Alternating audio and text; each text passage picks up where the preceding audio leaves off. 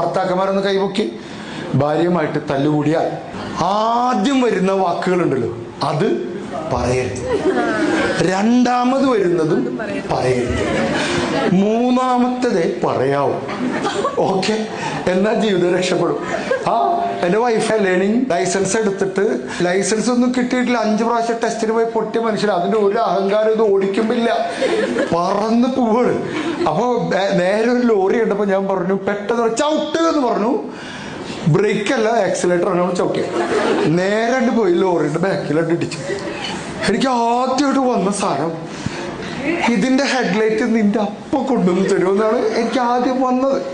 അത് ഞാൻ പറഞ്ഞില്ല.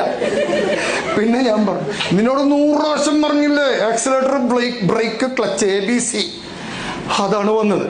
അതും ഞാൻ പറഞ്ഞില്ല. മൂന്നാമത്തെ ഞാൻ പറഞ്ഞു, സാരല്ല, ഈ വണ്ടി